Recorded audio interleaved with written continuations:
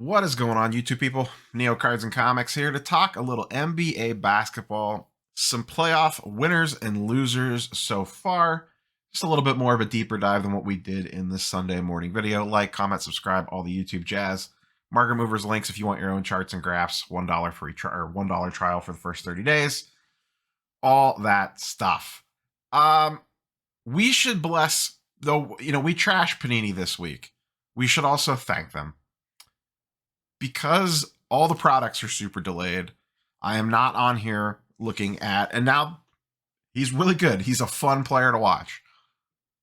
But Panini saved us from Herb Jones, Prism Silvers going all bull on the marketplace, and Jose Alvarado, and a bunch of other random guys that just don't have cards yet.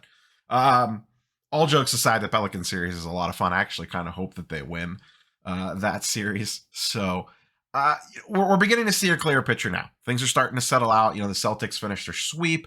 Some of the series are still pretty, in the middle. We don't really know what's going to happen yet. I should have started with this. As I am recording, it is almost halftime of the Grizzlies T-Wolves game. They are a few points apart, so I'm going to try to stay away from that game as much as possible. It does look like the Heat are going to send the Hawks home. That game is at halftime. So I don't know what happens in those results yet. So when you would listen to this video, I am clueless on Tuesday night's action to this point. But we are beginning to see some breakout stars. One of the biggest breakout stars so far has been Brandon Ingram. Yes, the Suns lost Devin Booker, but Ingram has been playing fantastic. I think it's 3 or 4 straight 30-point games out of him. This is his PSA 10 silver I have up on the screen here. Pretty low pop on this at 186. Ingram, always very interesting player. The potential was always there, but just never put it together. And now it looks like he may have finally hit his stride, showing off in the NBA playoffs a little bit here. I went back 2 weeks on all of this stuff that we're going to look at because it shows us right before the playoffs started and gives us a nice little window in. But Ingram so far up 120%, $300 to $650, and I don't know that they're going to pull it off, but I am actively rooting for the Pelicans to beat the Suns. Why? I don't know. I just think the Suns are in trouble without Devin Booker next round, so I think I would just rather root for chaos in round 1, and let's see what the Pelicans can do.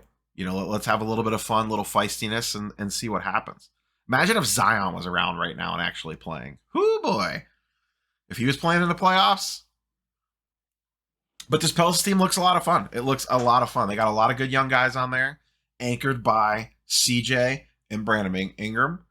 My boy, former Cavs president David Griffin, has really kind of turned the ship around there after a lot of questionable acts. People were really questioning the CJ McCollum trade, myself included, but that trade looks great for them so far. They're playing fantastic, and I hope they keep that series entertaining. But Ingram stuff, flying up the board. In regards to buy, sell, hold, like that kind of talk, it is the Pelicans. Even if they win this round against the Suns, do we really think they're going to keep advancing? Odds are, unless you've been holding Ingram forever, you're probably making good margin on his stuff. I would probably just look to sell. Once again, it's a classic case of they let you buy him back. But they're probably not going to advance another round or two. So just kind of take the profits now, work your way out of his stuff. I think you'll be able to get back into it again. But absolutely breakout performance by him so far this playoffs. Jordan Poole, we've talked to death. Obviously, guess what? Jordan Poole stuff to the moon. It spiked up here at its peak a couple days ago. This is a silver prism all the way up to $1,000. Slowly pulling back here a little bit. We'll see what happens as we move into round 2. But Poole to the moon. And the Warriors, just as a macro level, are one of the big winners so far as a team, just with the Suns losing Devin Booker.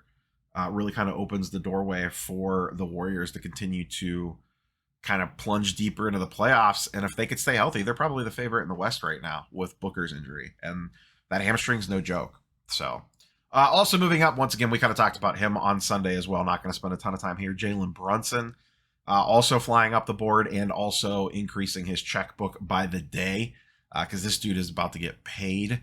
But same thing over the last 2 weeks. Once again, up 190%, $96 to $300 and soaring.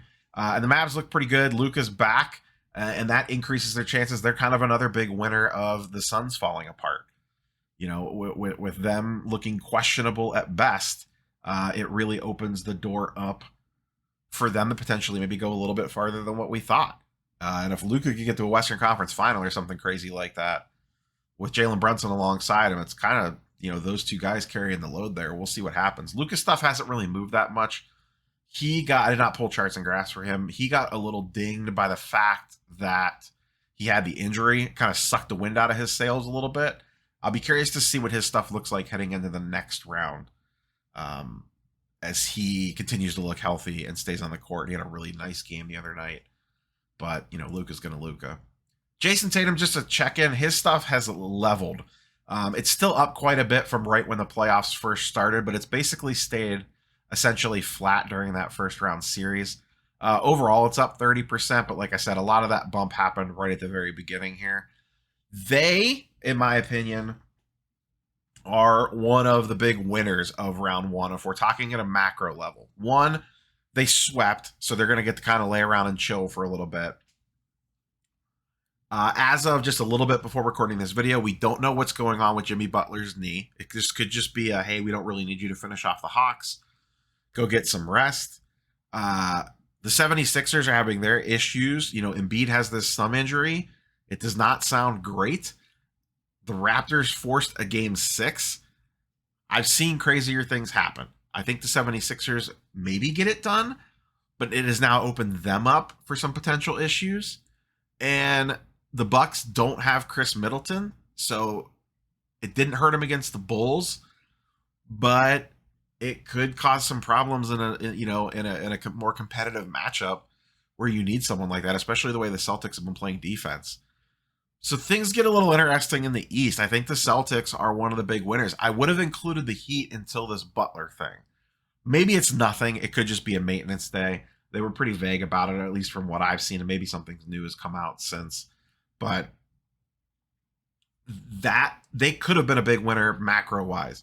We'll see. Like I said, maybe this is just a day off for Butler. They're just being extra cautious, and he'll be fine, and everything will turn out all right. But let's assume Butler's healthy. I think it's them and the Celtics right now as the favorites in the East. I don't think you can bank on the 76ers with this Embiid thumb injury. Let's look at a couple guys stuck in neutral. What do I mean by neutral? Their prices really haven't moved. Let's look at Giannis Base Prism, PSA 10, PSA 9. I excluded silvers from this just because they don't sell a ton, and they are ridiculously expensive. His stuff really hasn't moved that much. PSA 10 has been flat throughout the playoffs, and a PSA 9 is up ever so slightly. I think this goes back to kind of what I was talking about before. The wind got kind of taken out of the Bucks' sails a little bit with the Middleton injury, in my opinion. That Bucks-Bulls series hasn't been like the sexiest thing in the world, so it's not like it's getting talked about. A lot of eyeballs on it. Giannis has been playing great. The Bucks have been playing pretty okay as well. But I think the Middleton thing caps them, the unknown of that, in regards to going and getting another NBA championship. And at this stage of the game, that kind of matters. So I think that's kind of caused Giannis's prices to just sit. Devin Booker, slight pullback, down 10%. Once again, hamstring injury, out 2 to 3 weeks. I think his stuff continues to slide a little bit, especially if the Pelicans keep winning. I mean, obviously.